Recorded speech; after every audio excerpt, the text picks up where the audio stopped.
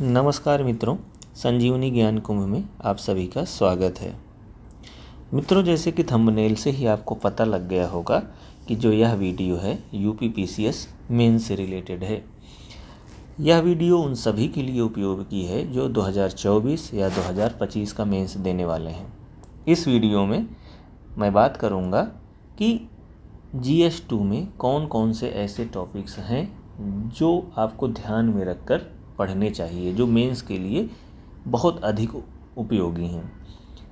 यदि यह वीडियो आप लोगों को पसंद आता है तो चैनल को सब्सक्राइब करिए, शेयर करिए और कमेंट में भी लिख सकते हैं कि ऐसे ही और वीडियो बनाया जाए जो कि GS1 and GS3 and GS4 and UP special 5 and 6 सारे पेपर्स के लिए मैं ऐसा ही वीडियो आप तक पहुंचाऊंगा। तो देर न करते हुए स्टार्ट करते हैं। यह वीडियो है GS2 के लिए। यहाँ पे हम लोग बात करेंगे कि GS2 में ऐसे कौन कौन से टॉपिक्स हैं जो कि मेंस के लिए आपको पढ़ने होंगे। ठीक है, देखते हैं।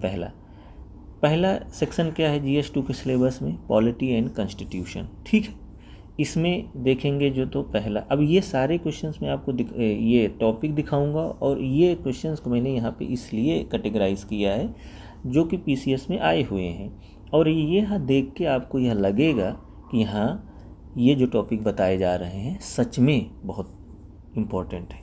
तो पहला टॉपिक है बेसिक स्ट्रक्चर ऑफ डॉक्ट्रिन, बुनियादी संरचना सिद्धांत। अब इस पर देखिए 5 क्वेश्चंस आए हुए हैं। यदि आप ये टॉपिक कवर करके जाते हैं तो ये सारे 5 टॉपिक इस प्रकार के हो जाएंगे। इट मीन्स यह टॉपिक आने वाले एग्ज़ाम में भी बहुत इम्पोर्टेंट है। दूसरा टॉपिक जो है feature of constitution. Feature of constitution, संविधान की विशेषताएं, इसमें भी 3 प्रश्न आए हुए हैं। फिर सिटीजनशिप, नागरिकता, इसमें 1 प्रश्न आया हुआ है। अगला टॉपिक है प्रीएम्बल, प्रस्तावना। ये सारे टॉपिक्स आप ना लिखते जाइए, या तो सिलेबस को प्रिंट करा लीजिए और उस पर हाईलाइट करते जाइए, तो आपको यह पता चलेगा कि ये इंपॉर्टेंट टॉपिक। और जब भी आप अपने बुक या नोट्स बनाइए, बुक से पढ़िए, तो इन पर विशेष ध्यान दीजिए।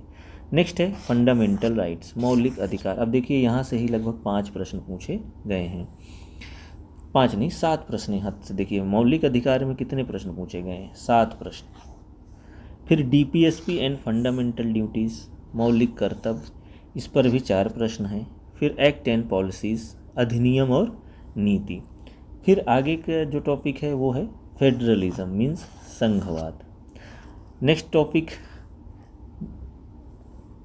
है comparison of Indian constitution, means संविधान की तुलना। जैसे कि इंडिया है, उसकी तुलना USA से करा जाए या UK से करा जाए या अन्य कंट्री से भी किया जा सकता है। ठीक है, आगे चलते हैं।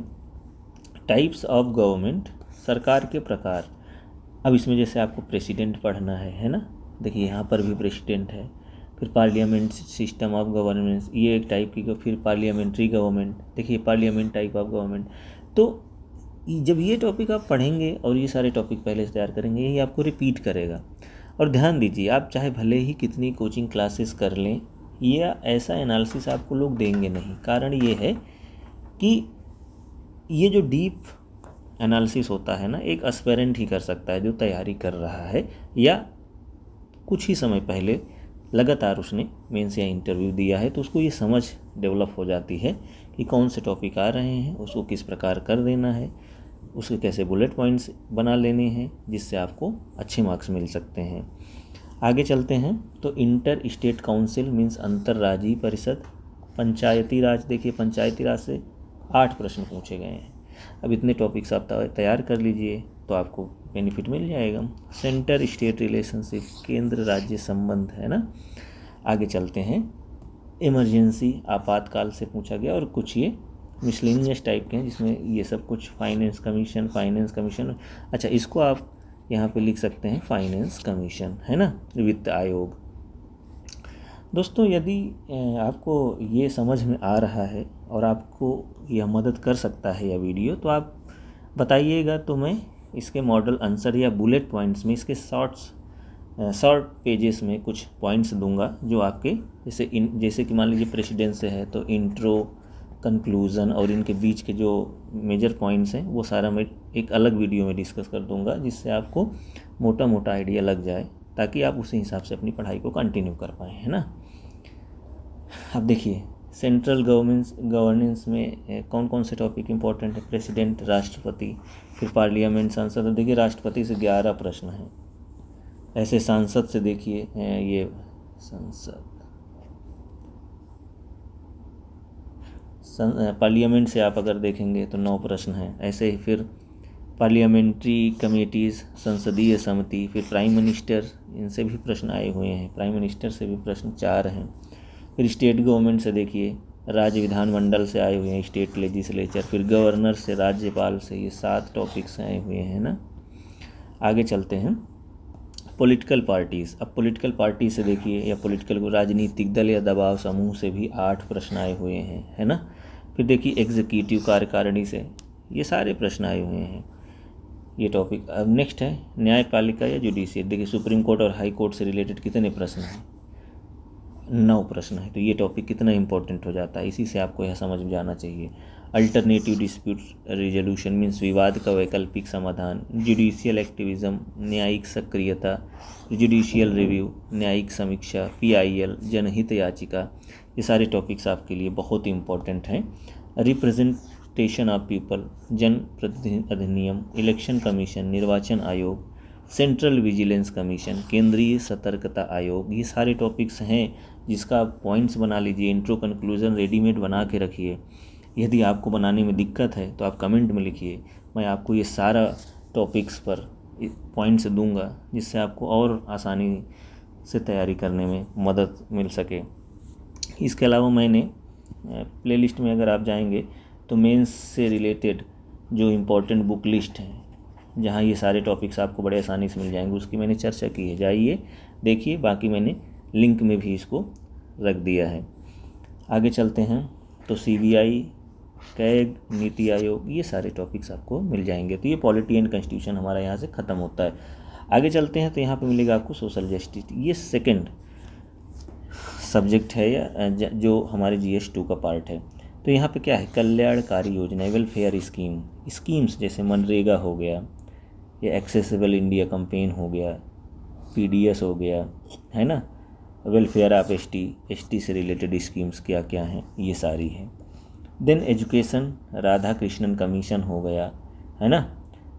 फील्ड ऑफ इंडिया एजुकेशन में वेस्ट का क्या महत्व है, पश्चिमी जो देश हैं, नेशनल एजुकेशन पॉलिसी क्या है, बुद्धा की टीचिंग, जो बुद्धा ने जो हमें टीचिंग दिया है उसका क्या आज के समय में रिलेवेंस है ना। Role of family society education, ये सारे एजुकेशन के अंदर है। ह्यूमन रिसोर्स मीन्स मानव संसाधन पूछा है। पॉवर्टी एंड हंगर, गरीबी और भूखमरी, हर साल प्रश्न इससे आते हैं।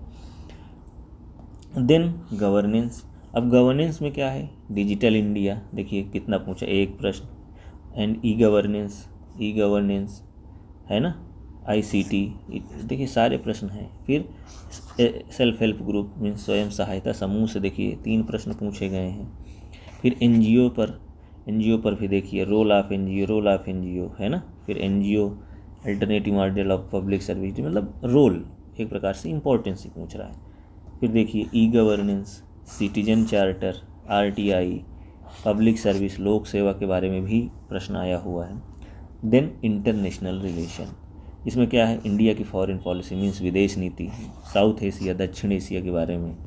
फिर दक्षिण पूर्व एशिया, साउथ कॉपरेशन। फिर देखिए इंडिया का अन्य कंट्रीज़ के साथ क्या रिलेशन है, जैसे नेपाल से 3 प्रश्न, चाइना से कैसे हैं 3 प्रश्न, है ना। देन इंडिया पाकिस्तान, अफ़गानिस्तान, फिर नॉन अलाइनमेंट, फिर इंडिया USA, ये सारी चीज़ें आपको यहाँ पे देखने को मिलेंगी।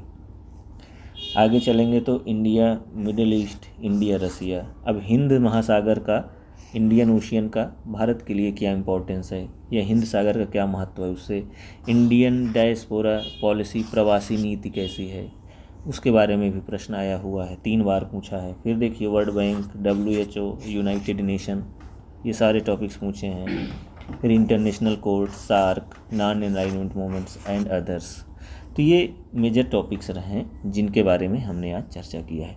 तो दोस्तों ये कुछ इम्पॉर्टेंट टॉपिक्स हैं जिनके बारे में आप अच्छे से पढ़ सकते हैं और इससे यह फ़ायदा होगा कि आपको आंसर लिखने में भी आसानी होगी और आपकी तैयारी में और मजबूती आएगी। और ऐसे ही वीडियो के लिए चैनल को सब्सक्राइब करें। धन्यवाद।